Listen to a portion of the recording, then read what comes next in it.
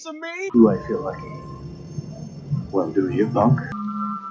Good morning, Vietnam! I love the smell of napalm in the morning. You're gonna need a bigger boat. I feel the need for speed. I wish I knew how to quit you. Love means never having to say you're sorry. You do. You'll shoot your eye out, kid. What's up, film fans? Welcome to another new episode. Welcome to episode 269. Welcome to Talk to Me, and welcome to the Cine-Men movie podcast. I am your host, Juan. I am joined by the cast, the crew, the fellas. Zach? Hey, what's going on, everybody? What's up, Craig?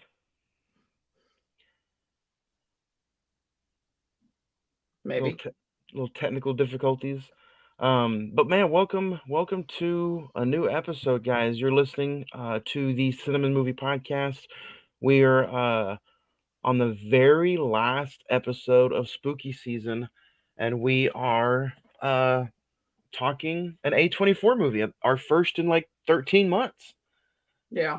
It's kind of, you told me when the last time we talked A24, and it was kind of shocking. It was like a year ago almost. That's the last time we all went and saw Pearl, I think, like a brand new A24 movie in theaters. Yep.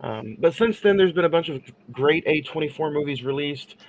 This is their latest horror film, and we're talking about it today as we end spooky season with A24's Talk to Me. Speaking of spooky season, Zach, how was your Halloween? How was your week? It was good. Halloween was good.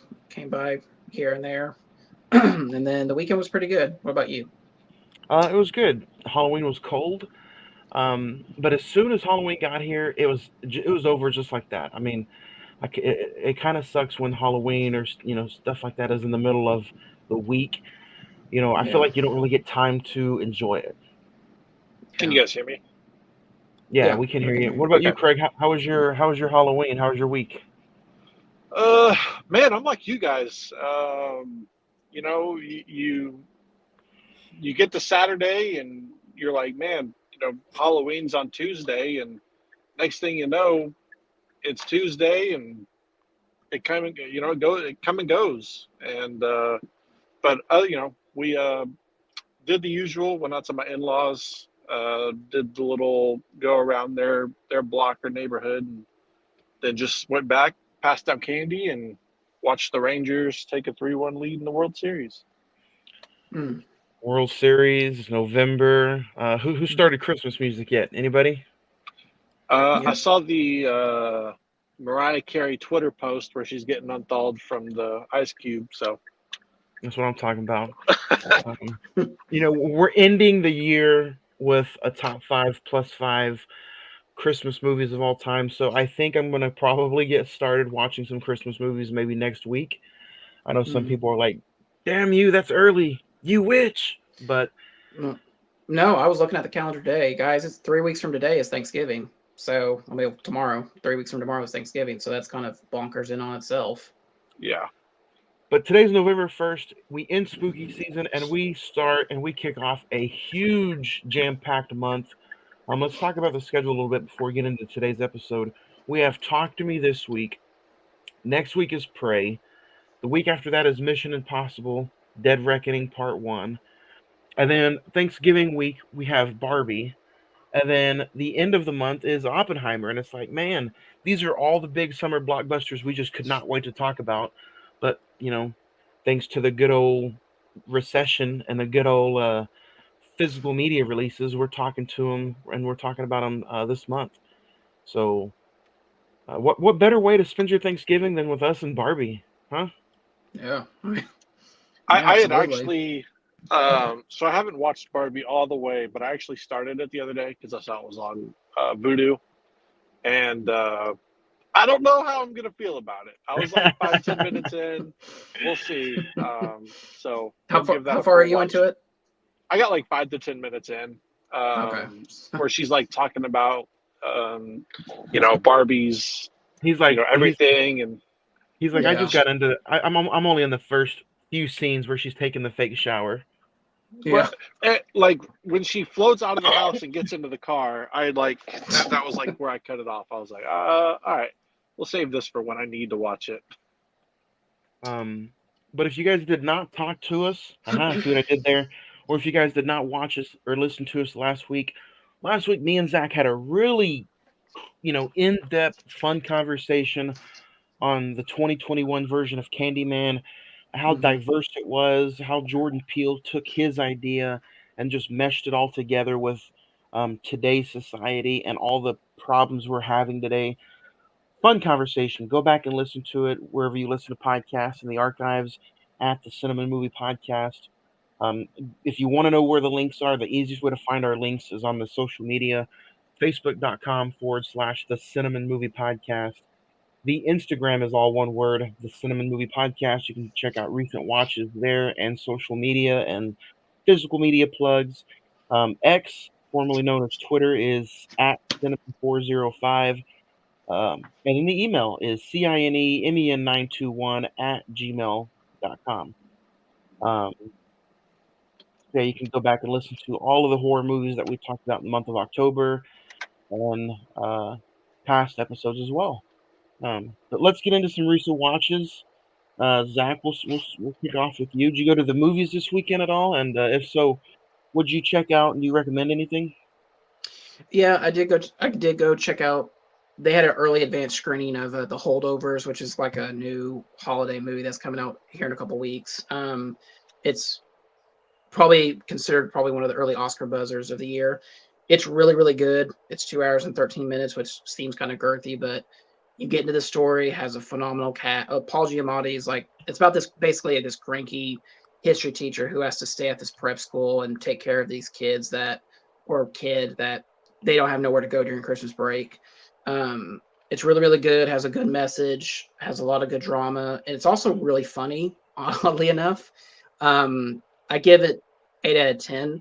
Honestly, the more I think about it, I'm raising it maybe up to a 9. I really, really like it that good. Otherwise, I checked out Five Nights at Freddy's on Peacock.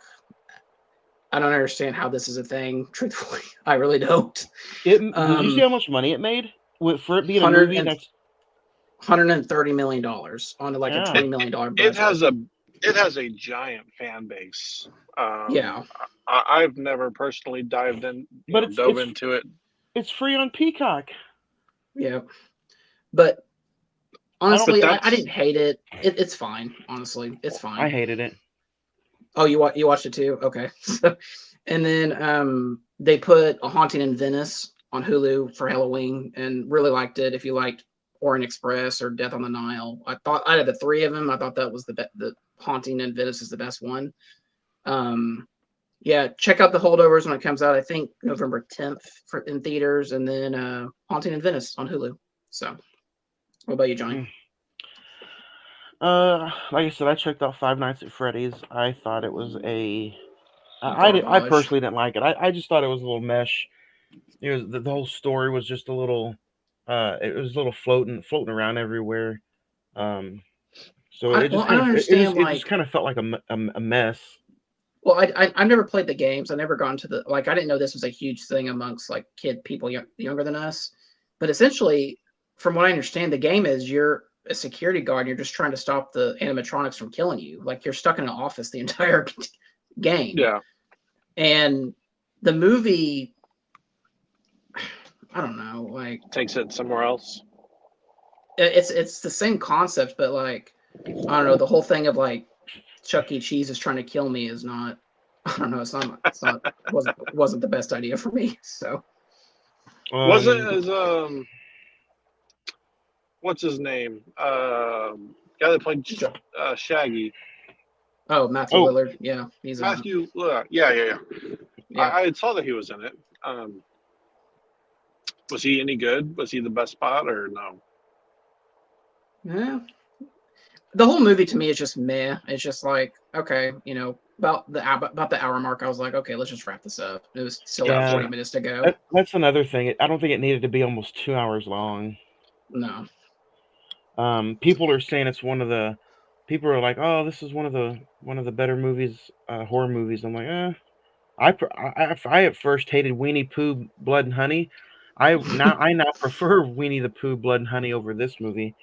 Winnie the Pooh. Um, oh, Christopher Robin. I'm gonna throw a quick shout out to the Real for Real podcast. Their TikTok has been so entertaining. You can also listen to their audio versions, but he's been throwing up some amazing franchise 2-minute videos of his thoughts on horror franchises since it was spooky season. Um, his entire review of the Friday the 13th franchise is what me and Ed did a few years ago. It was super fun, and then he picked up and talked about the Nightmare on Elm Street series. So that itself made me want to watch A Nightmare on Elm Street, just to watch the movie and then listen to his review. He did a fantastic job. So Kevin from over there, I just want to throw some shout outs. That it was amazing. Kept me entertained. I love the quick, short, easy reviews on TikTok. Keep it up. So I demolished the Nightmare on Elm Street franchise in one week. Along with I finally checked out Transformers: Rise of the Beasts. Right? Is that what it's called? Yep. Yeah. Yeah, Rise of the Beasts. It wasn't terrible. I think it was a little bit better than the last two Mark Wahlberg movies, but I don't think it was better than Bumblebee. Yep. Yeah, I would agree with that. Yeah. But that ending, though.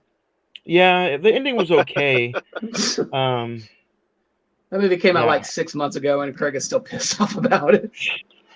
If your kids or daughter wants to check out a new movie, check out Teenage Kraken on Peacock. I thought that was pretty entertaining. It's okay. Zach, I'm still trying to find as many short clip reviews of Killer of the Flower Moon as possible. I'm still thinking about that watch from a few weeks ago. Checked out Charlie Brown, Great Pumpkin. First time watching Kiss Kiss Bang Bang.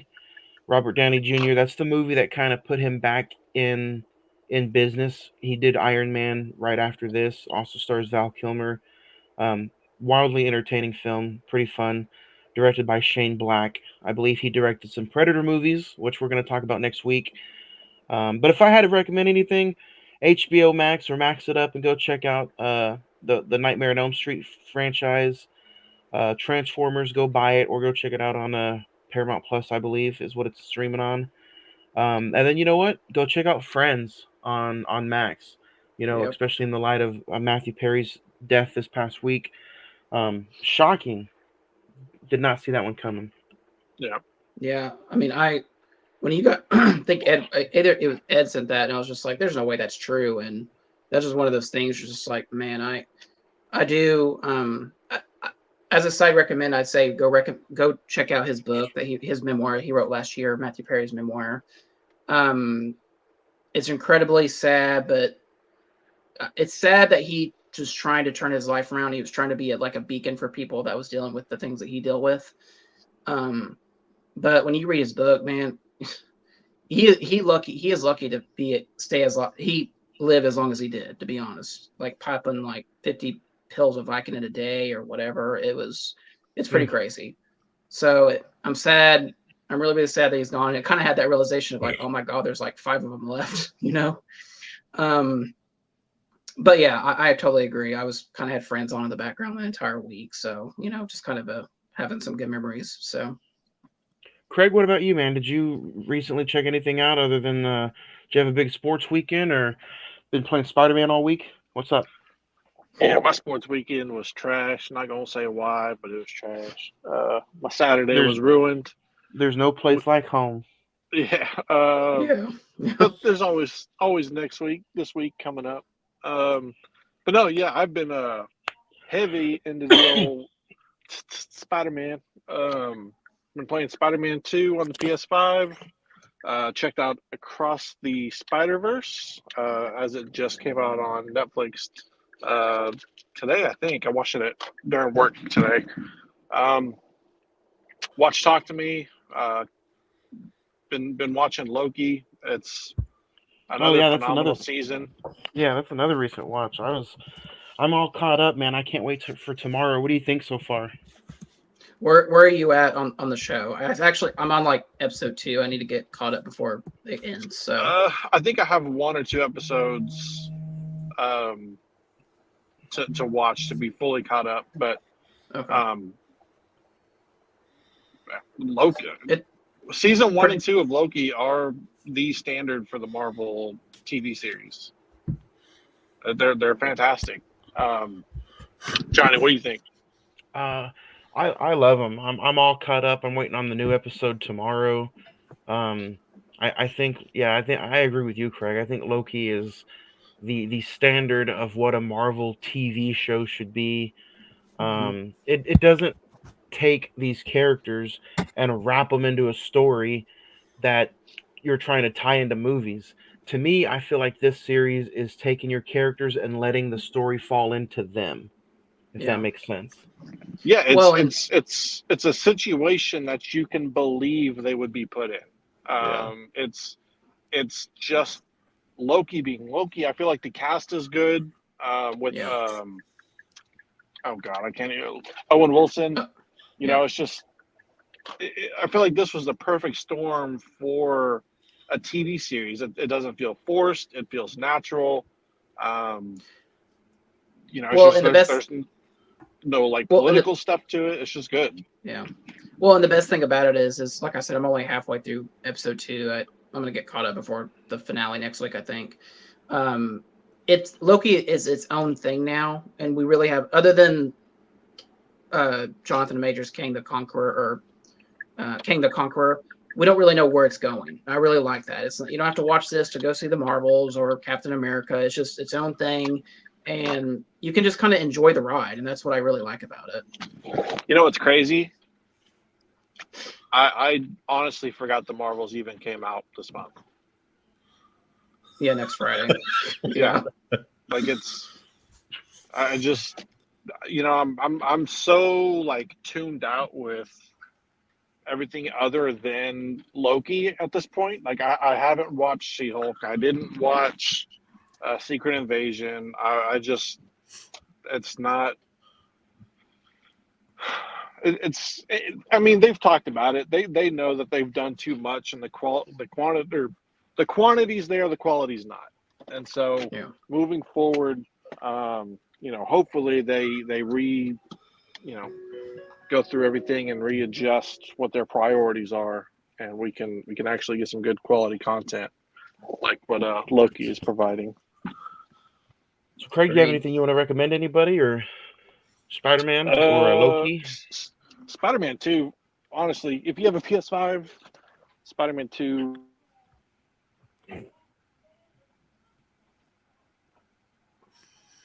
It will never know.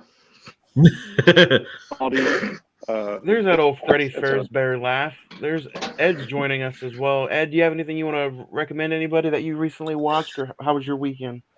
It was good. It was good, man. I was a little busier than I usually am.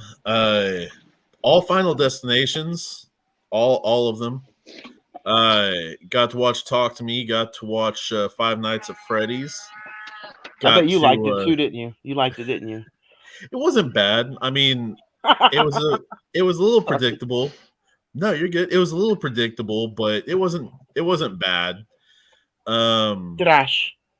You know, I could see why people wouldn't like it. I can see why people would like it. I've never played the game. I've never watched footage of people playing the game. So there's that.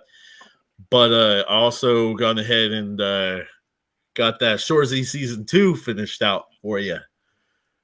You know, I got. What are we talking about? What are we talking about today, Johnny? So, you know, yeah, like I said, a lot busier for me at least. You know, it was a normal Monday for you, but you know. Normal Monday for us. Series finale as we stab spooky season and we end it today. You know, let's get ready to talk about what we're here to talk about. So if you guys have not seen Talk to Me, go check it out. It is available on physical media. I believe you can also, it's not on any kind of streaming services yet. It was supposed to be on Netflix, but I think that may be in a different urgent. So let's talk about it. IMDb has it at a 7.2. Rotten Tomatoes is at 94%. The Metascore is at 76%, and the Google users like it at 70%. The budget was only $4 million, and it grossed a little over $90 million at the box office. As when a group of friends discover how to conjure spirits with an embalmed hand, they become hooked on this new thrill and high-stakes party game until one of them goes too far and unleashes terrifying supernatural forces. Starring Sophie Wilde, Zoe Trakes, Miranda Otto, Joe Bird, Chris Alasso, directed by Danny and Michael Philippou. The hell? It's the multiverse of let's Craig. let's get started with let's start with Ed. Ed, we'll start with you. We haven't heard from you in a little bit. So, first time watching this movie for the episode. Yep. What'd you think? In a few short words, what'd you think? Overhyped teenage garbage. Oh, this guy. This fucking right. guy. Zach, you saw this in the theaters. What was it like the Yep. first time, and what'd you think the second time around? How was your first time? So the first time, I heard the buzz about this. It's always good to see an A24 movie in the theaters, and I liked it the first time around. I thought it was really creative. It was something different, a different take on the possession storyline or whatever. On this rewatch, I still have the same thoughts. In my opinion, people were calling this like a great horror movie. I saw a good horror movie, in my opinion. So that's kind of like the summary of what I thought. Craig, what about you? First time for the movie, for the episode? Yeah, first time for the episode. Completely disturbed.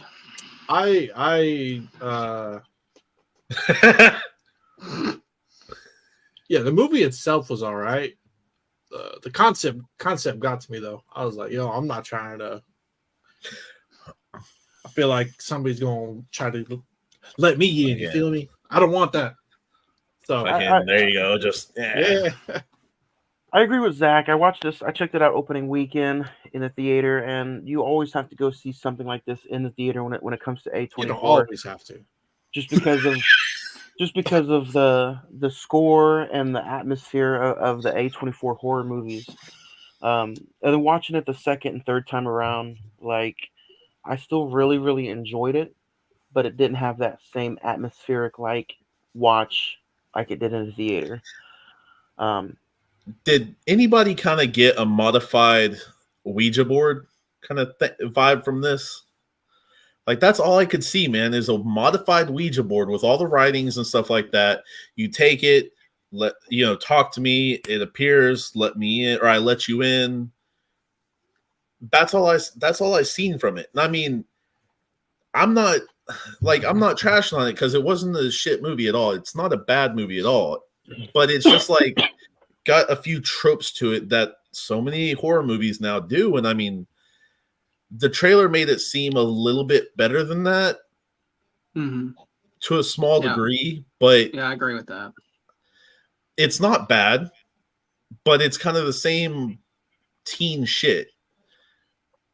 Yeah, the kids got what they deserved. Well, I mean, okay, you see what's going to happen with the boy very early on. You see what's going to happen with the boy. You're like, dude's either dead or gonna be like extremely part of the plot that they're trying to save him, or some kind of shit like that. It's one of the two. Either that or one of the two girls is gonna die, because within the first 2 or 3 times, like the first 45 minutes, I think the white girl never goes into it ever. You don't see her go into it at all. Actually, I don't think she ever does. Riley, the sister never. She never uses the hand to. Whatever. So see, with the last battle, I thought she was going to be the one to go in. Well, it would You make know. sense because it was her brother that got so possessed and messed up. It would make sense that she would have to go in and save him. But the whole thing, like, I feel like it's elevated horror and the fact that it's dealing with grief and trauma and death. Oh yeah. Obviously, Mia, who's our main character, she's dealing with it's the 2-year anniversary of her mom's death, I believe. Yeah. She's dealing with the death of her mom, and then she still doesn't know where her dad fits into all this. Right. And it's key. The whole, I would say, plot B of it is probably her trying to figure out, did her mom commit suicide or was it an accident? What exactly happened? And did we still not? If I'm not mistaken, we never found out. Because the note was the last clue, but then the mom's like, "Yeah, that was bullshit." Yeah, so we never really got a complete answer. It was a suicide note, but the whole concept was the demon at the end of the movie. If you want to jump that far ahead, the demon was using the mom against the daughter. Yeah. So you found out it was a suicide note. The dad just never told her what really happened. Yeah. See, so fantasy booking fairly early, if we want to go there, I feel like if the dad would have been possessed the entire time and he faked the suicide note and he killed the mom, like full circle type stuff, that would have been interesting, but I feel like that might have been too big of a plot twist to change it up. Let's take a look at this, at the 2 YouTubers who directed this movie and made an Australian local film turn into an international horror sensation that made almost $100 million. I mean, you guys go back and look at some recent YouTubers that made movies. I mean, they didn't turn out to be very good, not unless you guys enjoyed those Fred movies with John Cena. These 2 guys completely just took this movie and blew it out of the water, I think. I don't know. Yeah, no, I mean, for the start that they got with the $4 million budget, even though there's not much to the movie, you know what I mean? Like, obviously they got paid fairly low. The budget wasn't high. There's not much that the movie needed. A lot of it was, real cosmetics and everything. So,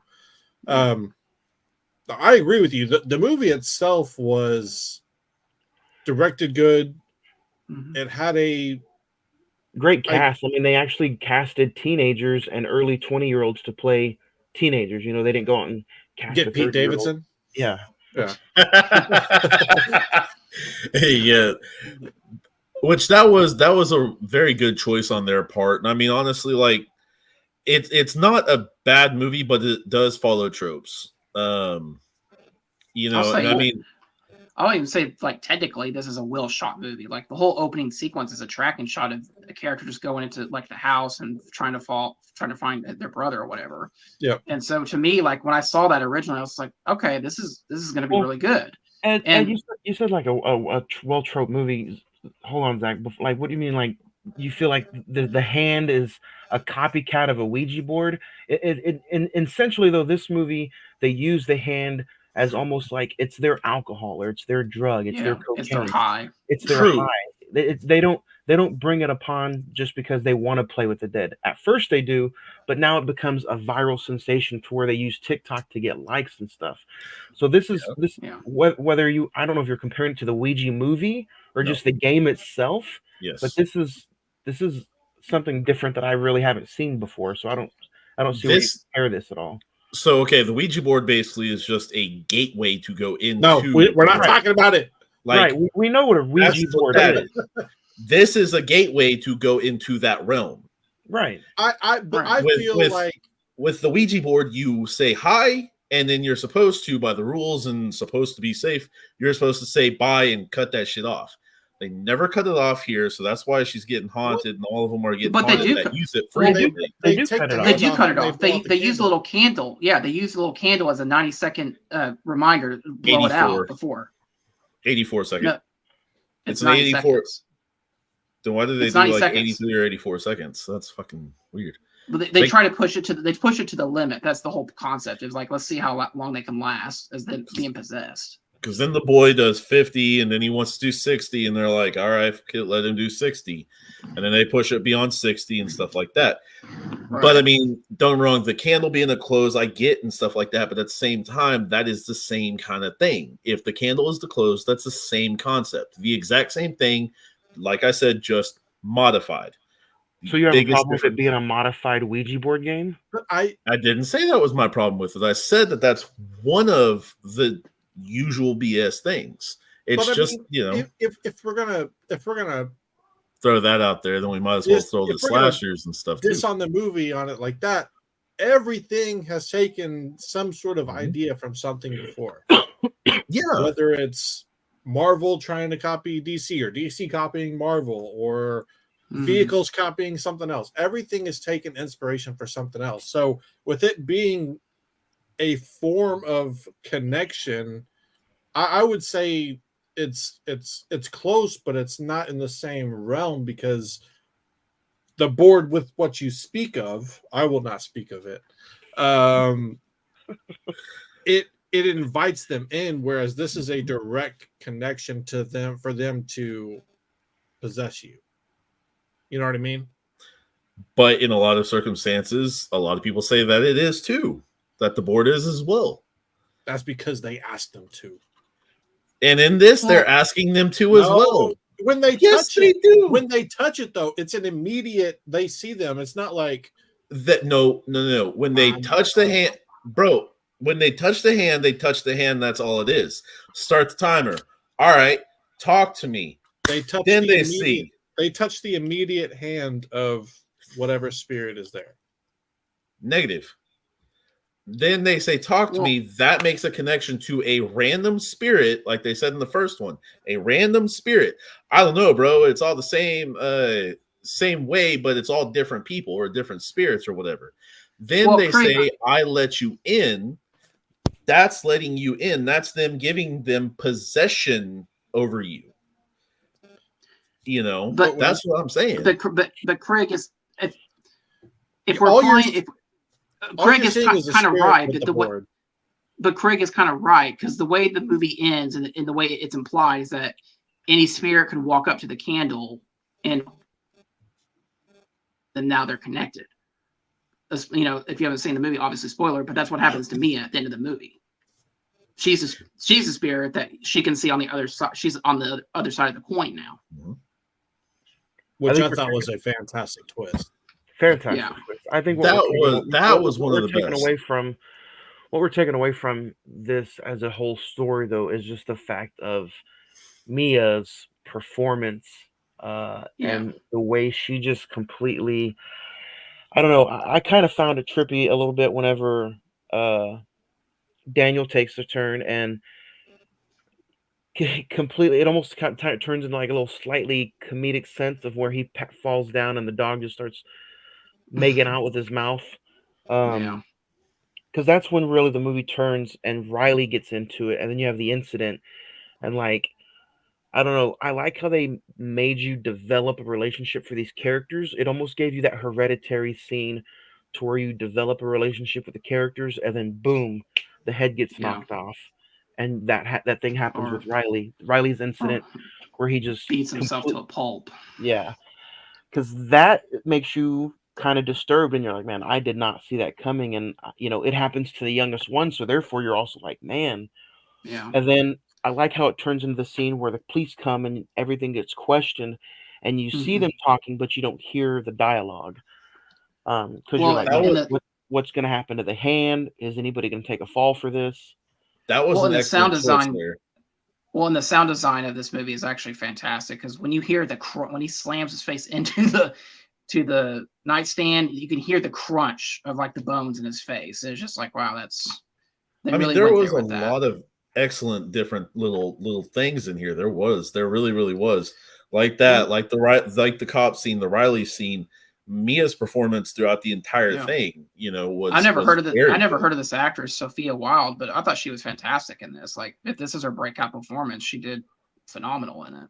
Oh yeah. And then Jade, as she tries to put her hand on that scene to block one more hit, And it looked almost like she gets her hands smashed in. But to me, I think the thing that really sold this movie and what really made me want to see it is actual, this is kind of stupid, but the hand itself, the embalmed hand, the poster, it looks like it's like reached out. I'm looking at I see the Blu-ray behind you, Johnny. It's like, it has like a really disturbed looking form to it. I like all the writing. It looked like people has like anyone that's ever touched it is like signature their hand on signatured it. And one of the best things about it, and I know they're going to create a sequel because this movie made a bunch of it outperformed better than it did. I like the unknown mythology of where the hand came from. Some say it was this, some say it was a spirit guider or whatever. It's just like, that's awesome. You don't know where the hand came from and how it became and all this and that. And I just think it doesn't need to be explained. It's kind of like one of those like cool A24 horror phenomenons that like I don't want to know because it kind of ruins it. How about your backstory or the story of Joss and Haley, the two teenagers who have the hand, and they're like, putting on these parties to like, hey, you see the video online, you think it's fake, you want a shot at it, we'll bring it to you. And that's where you start getting the different stories, the different ghost stories of where this hand is. It's an actual, hand of a crazed person. So I agree with you, Zach. I like the idea of the hand not knowing where the hand is coming from. Well, those two kind of did annoy the hell out of me, to be honest. I will say that. Those two, they did kind of annoy me. What were you going to say, Craig? At the end of the movie, when the connection's made with, I think, Mia's, right? Yeah. And the guy that she's connecting with, it almost felt like they were in a different country. So is there multiple hands? Did I miss that part? Or no, it's just one hand. It's just time. Like I said, right. Well, right. You don't know how long that incident was from to where the hand ended up and where right. Times differently. So she sees her dad walk away, it goes dark, and then she's walking. Obviously, time is probably different where she Which, I mean, it could have been an hour, it could have been 6 months, or 2 years. It's got to be more than, obviously, a couple weeks, because you see Riley like on the mend and about to leave the hospital, and like you said, Craig, her dad is walking away. I'm assuming that was when he came to like identify her body or whatever. I'm assuming that's what that was. But I do like how like that's like the last thing that she sees is like the whole hospital going dark, and she just sees like a little flame way off in the distance. And I didn't know if I had missed it or if it was explained what had happened. Okay. You even hear her talk about like she's been having nightmares where she looks into a mirror and she doesn't see herself. And at that point, when she says that, you're almost like, man, you kind of know what's coming. So let me ask you this. Do you think her dad survived or died? Because I almost, in a way, think he might have died. They never showed him dying. But yeah, I mean, I think he lived. Yeah, I think he lived too, because he in the distance at the end, he kind of fades away and disappears. Well, he goes up the elevator. Right, just like everybody else disappeared in her visions. Like she saw it, but they slightly disappeared. If he had died, I think he might have been in there and was like, well, I mean, so she's in limbo. So I mean, maybe, I don't know. Something else I thought on this rewatch, which I thought was kind of a cool omen that I didn't really catch the first time, was the injured kangaroo, because that comes back later on, right before she dies. That was almost like I don't want to say like a fault on her, like you didn't put this animal out of its misery, so now you're going to pay for it. But I just thought, the fact that the kangaroo does come back and like, because I think she's already passed, right? When she sees the kangaroo, is that what's happened? The first time, or at the beginning of the movie? No, like when like she's in Riley's room and trying to conjure up the spirit to say let him go, and she hears like the wounded kangaroo sound, and she turns around and she sees it just jumping away, just for a brief second. Did she already did you already have the highway scene? I think she might have already been No, dead. I think it was right before the highway scene. I think that's what I was saying. I think it was like an omen of like, I think yeah. she wasn't dead yet. I think it was more Yeah. just kind of like what you're saying, put him out of his misery kind yeah, of deal. which is obviously because it was the mom's spirit saying he's Yeah. not going to come back from this. You have to put him out of its misery, which is kind of a cool Right. parallel to what was going on. So, what do you guys think about I'm just going to call it the high sensation when they actually get the spirit and they like their head like falls back and their eyes are like real dilated and like you can see the veins pop out of their face and everything. Did you like that as like a I like that they used it. the imagery of it, I guess. I like the imagery of it, but I did like how they used it as a high sensations kind of feeling. The imagery was real good. I mean, honestly. Mm-hmm. And then like the very first time Mia did it, I like how you saw just a glance of the ghost. They didn't spend like so much time on it. Yeah. So I like that aspect of it.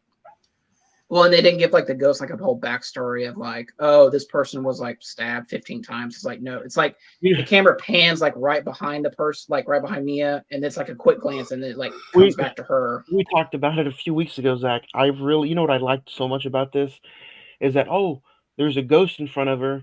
She's haunted now. You know, that's the person she's talking about. Let's not spend 20 minutes talking about a ghost and then let's give them a side story and a side movie. Let's make them a side character. You know, so much of that is used in horror now to where like, oh, the nun needs her own movie. Let's give her a movie. Let's give a 20-minute backstory on this person. Like, no, get the fuck out of here with that stupid shit. What do you guys think about the that opening scene though? I thought it set the mood perfectly. Yeah. You know, I almost feel like the opening scene set it up to be like the movie was going to be something different though. Like the opening scene aligned with the trailer, and I felt like the rest of the movie kind of felt different. But yeah, whenever he's like pulling him out and he just gets freaking yeeted right at the beginning. Feel like now that I'm thinking about it, I feel like that opening sequence, while I think it does set the mood for the rest of the film, it sets it up to be a much more violent movie than it really is. I mean, obviously Riley's situation is very violent, but there's not like it's that and then Mia accidentally stabbing her dad in the neck, and that's really it. I mean, there's not like a lot of grotesque violence in this, like the opening set it out to be. Well, I mean, there's whenever he kind of gets thrown around by the spirit and beats his head on the desk, and then the shower scene as well. The shower scene when she's giving him a bath. And yeah, that's right. Yeah, another weird scene that just has you like, damn. Yeah, I do like how the beginning makes you feel like this is almost going to be a violent Amityville horror movie, to where the person is going to be possessed, and you're almost like maybe that person's hand is the thing that's going to, like the movie, the hand. Yeah, Idle Hands. Idle Hands. That's what it is. Idle Hands. Yeah. Do you think that I was gonna say, do you think that the who was it, Ed or Craig? One of y'all said like the characters get what they deserve. Like me, Craig, yeah, they enjoy the high so much. Mia enjoys the high so much that she gets what she deserves by the end of the movie. She becomes what she is. She wants to see so much. Don't mess with that stuff. Well, let's also look at it like she's also a victim of her own high. Yeah.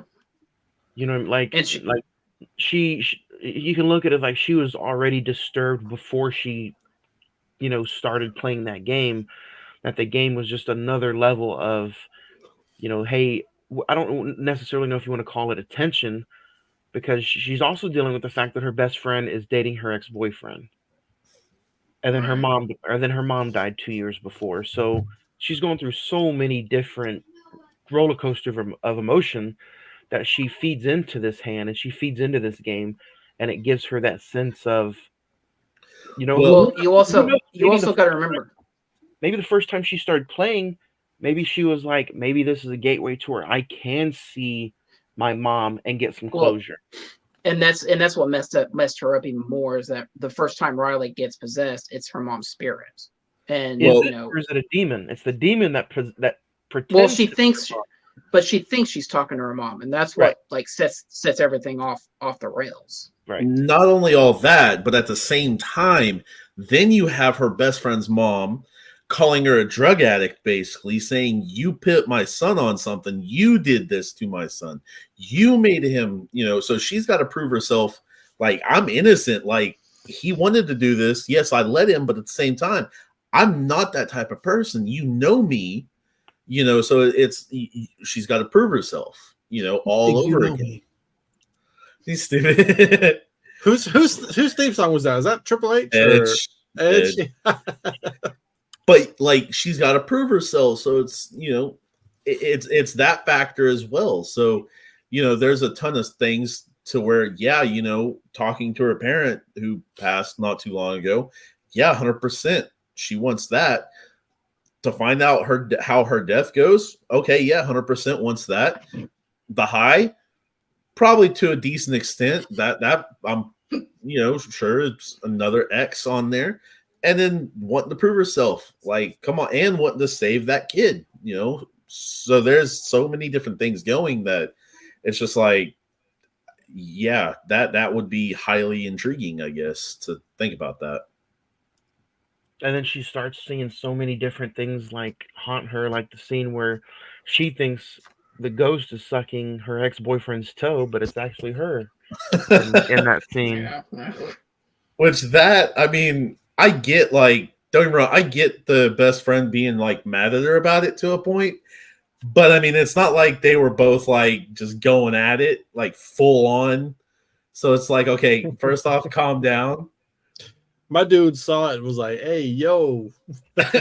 No, like, I'm sorry, but to be like, look, man, I didn't do that. I'm not into that, and I wouldn't do that. I don't know, Ed. Have you ever had your big toe suck like that? Negative, sir.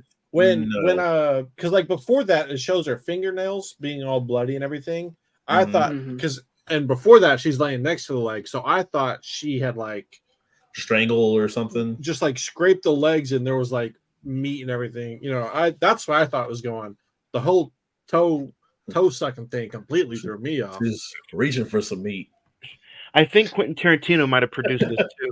Yeah, it would have been him in the scene. Guys. I wanted to bring this up just because I thought it was interesting. Over the past few weeks, some of this stuff has been brought up to the news situations of A24's future. They lost so much money with Beau is Afraid this year. They lost like almost $35 million with the release of that movie, to where they've publicly said that they're going to start doing bigger action-like packed movies next year. That way they can try to make some of that money back. But they're still going to put out some smaller movies like Talk to Me, and then The Iron Claw comes out this Christmas. You think that is like the early demise maybe of A24, or do you think maybe they have to start getting ready to maybe sell something, because $35 million losses is pretty big for a small independent movie company? My only argument with that is that they even went out and tried to buy the Halloween film rights this past year. Yeah. My only argument against that is that what kind of movies Beau is Afraid is not going to be a wide audience type film. Even this is kind of pushing it. Yeah, I mean, but A20, I still think A24 still makes, I think we all agree they still make quality products. I mean, this is the second highest grossing film behind Everything Everywhere All at Once, and that's pretty impressive for it to be just a little $4 million horror movie from Australia. I don't agree with the concept of them going to big action movies. That's not their formula. That's not their identity as a movie studio. But like you said, $35 million, that's a lot of money. But I don't really know what the answer is to that. But I don't agree with them making big blockbuster action movies. Have you got to see Beau is Afraid yet? Anybody? Yeah. No. You watched it already? Oh yeah, I saw it. Very Ari Aster. Yeah, I'll just say that. But I think that's also maybe, I don't know. You give a director like that so much freedom, and then his third shot, you're like, oh, give him whatever budget he wants, and then to turn around and do a 3 hour movie is hard to sell anyway. Yeah. But a 3 hour movie that, I don't know, nobody has any kind of links to is a little difficult. But I don't know. Like I said, their next movie up is the Iron Claw. I don't think They, you know. Priscilla comes out this week. That's technically their next movie. Oh, that is true. Priscilla does come out Yep. this week. I know what I'm doing this weekend. No. No, you don't want to go see. You don't want to go see Dick's the musical. No. Ed does though. Look at Ed. You see the way that face lit up, boy? He's like, let me get some popcorn with extra butter and make sure there's a hole cut into that popcorn. No, I just thought you were in there with it, man. Like that's half of what you talk about. Depends on He said, what day of the week it is. Don't, guys. We all know that's going to be on the Blu-ray shelf when it hits here in a couple weeks. So don't worry. It'll be on the A24 shelf. Let's talk about the ending real quick. After the highway scene, and you realize Mia's dead, they use the ghost effect. And what I'm talking about that is, you guys talked about it in February, the Patrick Swayze ghost effect, to where she gets up out of her body and she looks back and she doesn't see her body yet, but she doesn't quite know that she's dead because she hasn't seen her body yet. What did you think of that effect? I was really surprised that they used that. She got up and she looked around and she didn't realize she was dead yet. That's not a lot of different. What did you think about that? I like they didn't show her mangled body. I think I thought it was a better idea how they did it, of like they use just context clues, and like she looks at her fingers and out of nowhere they just start like to just form and like all get nasty looking. But I like how I don't think she really figures it out until like the last literally scene of the movie, and the guy says, "Talk to me," and she like inhale or exhales, and that's in the movie. Like she realizes what she's become. She's on the other end, so she knows. Yeah. And that's kind of like, just if you think about it, and Craig, you said it earlier, it just made you feel eerie. Like, could you imagine not knowing what's going on, and then you see the other end of the aspect of the game that you played, and now you see somebody say, "Talk to me," and you realize that you're dead? Could you imagine finding out that way? And it's just like, man, it's too late. There's nothing you can do. And at that point, it was months, years, weeks. You never know how long you've been dead for. Yeah. I think that's a cool concept right there, just because that, I don't know, the whole using the ghost thing, that was good. That was cool.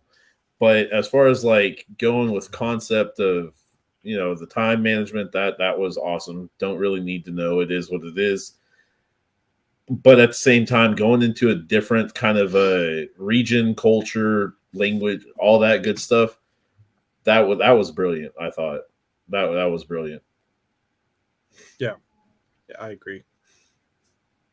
There's talks about a sequel. It's supposedly been greenlit, but even with how much money Hereditary made, they didn't come back and make a sequel because the director didn't want. So with the sequel being greenlit here, and it's going to have the same name, Talk to Me, except the 2 is going to be the number 2. What do you guys think? Interested in the sequel, or I think this movie is just so perfect on its own, it doesn't need one. I don't think it does. No. That's just going to give them the idea. It's going to give them an excuse just to go into the backstory of the hand, essentially. I was about to say it's not going to get a sequel, but it's going to get a prequel. I swear to God. I mean, technically, if we want to make a sequel, the guy says, "Talk to me" at the end, and obviously she's going to look beat up and everything, but maybe she's able to explain to them what happened, and she's able to go back and get, see everybody else, and maybe that story that way, depending on how much time has passed. What I like about it is if you do have a sequel, you don't have to bring Mia or the same characters into it. True. you can that's just true. take that hand and bring in that situation and that story and change your own. Yeah, you could do like an anthology, like American Horror Story or something. It just has like a new cast of characters, and they go through the same not that the same process, but just kind of have like a different experience from the hand or whatever. Ed, let's start with you. Favorite scene?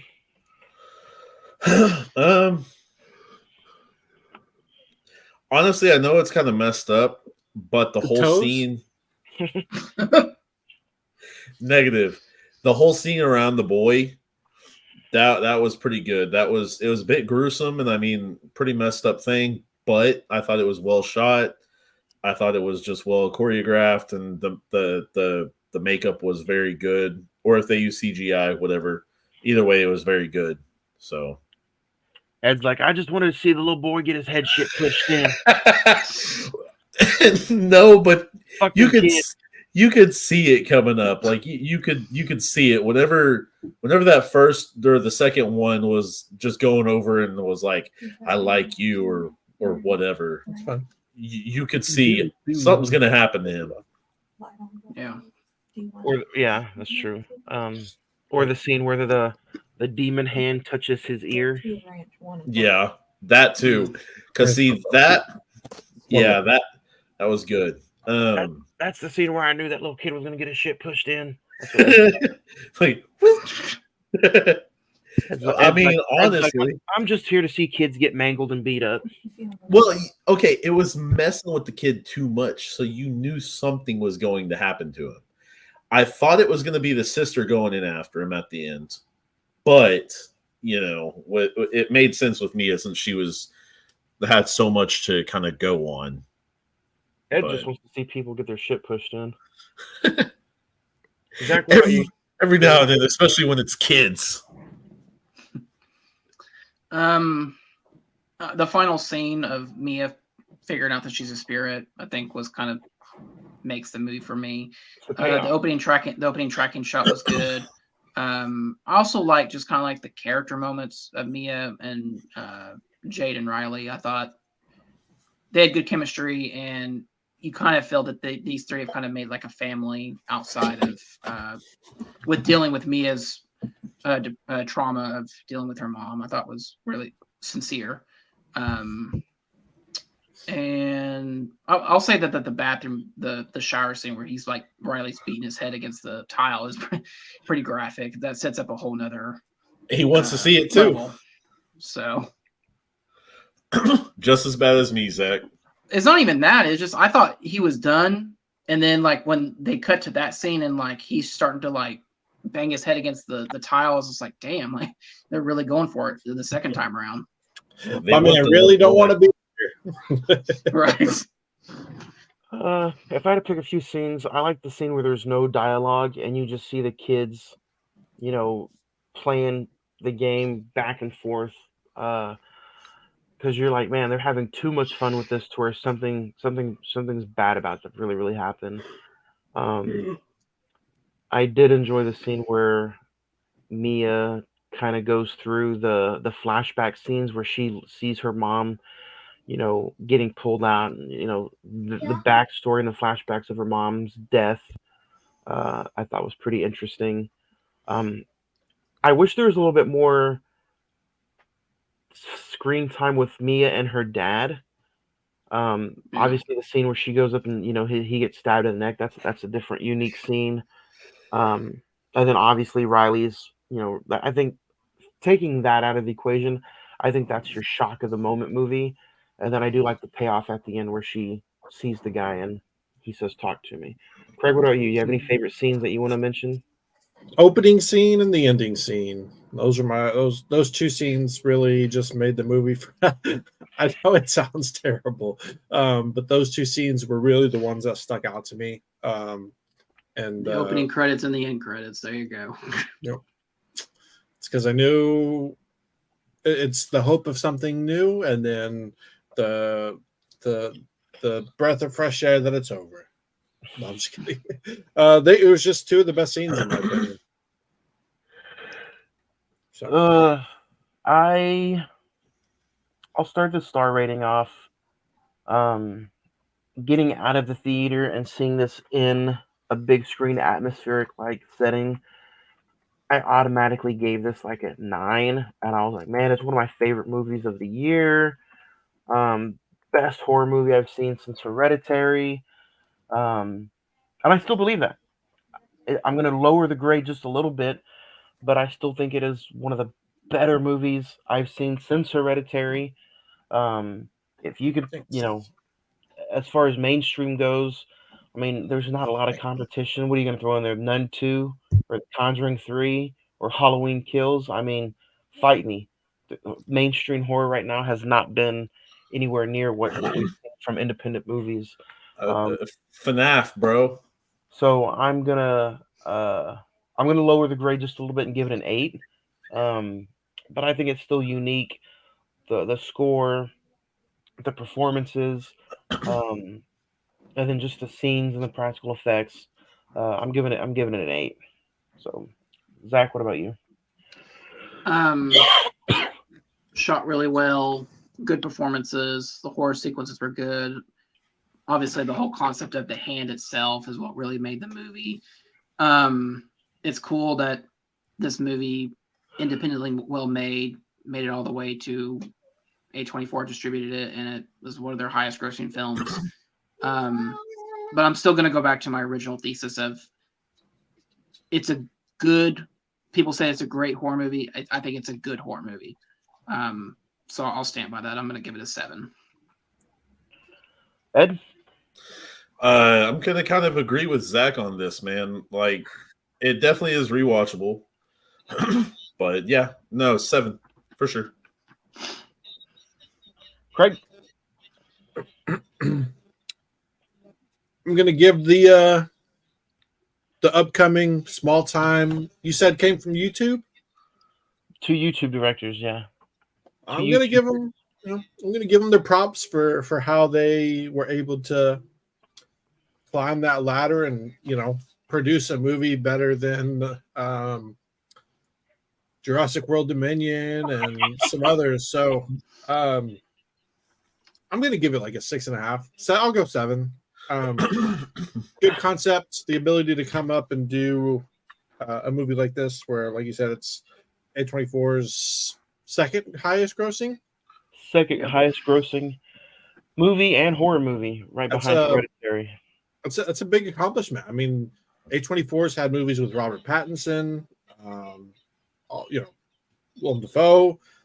They've had a lot of movies, so to be able to come out and do that, Pete Davidson, to be able to come out and do that, coming from YouTube is it's a big deal, big accomplishment. So at least for the first time watch, I'll do a 7. There you have it, guys. We're ending spooky season with a review of Talk to Me. Next week, we talk about Prey, the prequel to the Predator franchise that was distributed by 20th Century Fox, and it is exclusively on Hulu. You can now get yourself a physical copy of it, though. Came out last year. We're talking about it next week, November the 8th. Man, guys, as we sit here, another horror season, another spooky year gone by. In the blink of an eye. Literally in the blink of an eye. Now we're on our way to the last 2 months of the year, and it just, man, as Charlie Brown says, it's kind of crazy. Another Halloween came and gone. I don't understand it. I really don't. But I think it was a good session. It was a good season. Like I said, if you guys want to go back and listen to some of the movies we talked about, Texas Chainsaw Massacre, Candyman, Conjuring 2, The Birds, and now Talk to Me, The Birds. And we have, like I said at the beginning, we have a packed November. Next week we talk about Prey. The week after that is going to be Mission Impossible: Dead Reckoning Part 1, Barbie, Thanksgiving week, and then to end out the month, Oppenheimer. So some big movies. I think 3 of the biggest grossing movies of the year, with Mission Impossible, Barbie, and Oppenheimer. Yep. Guys, I think anybody else have anything they want to add to talk to me before we get on to Prey next week? No, but I'm not gonna lie. I thought we did Prey already.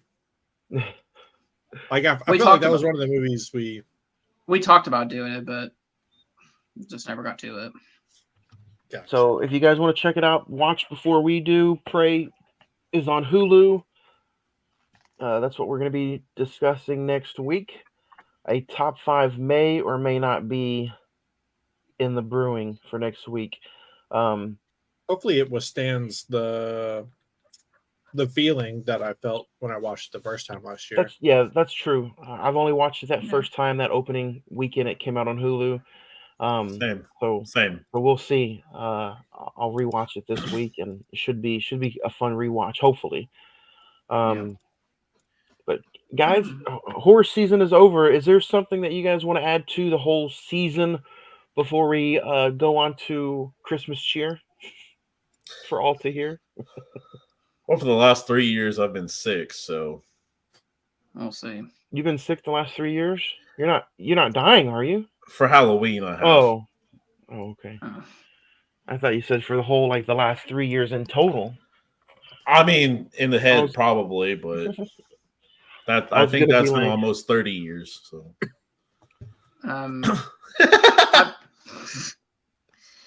I just have, Sorry. We talked about it during our recent watches, but I think all of us would probably say our thoughts and prayers are with Matthew Perry's family at this time. Sad what happened.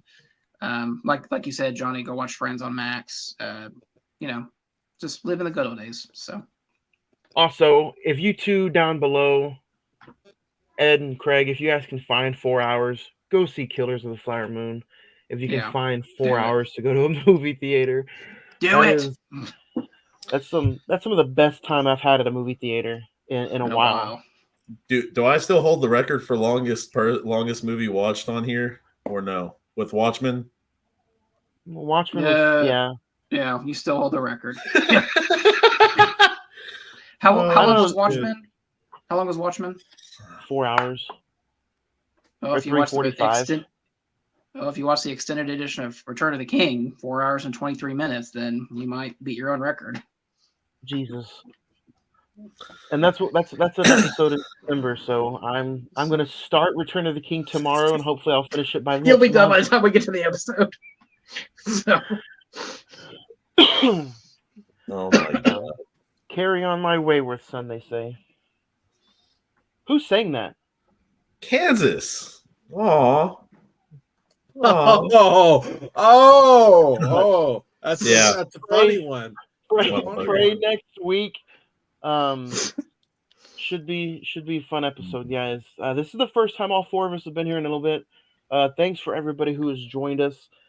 We also celebrated our 5th anniversary this past horror season.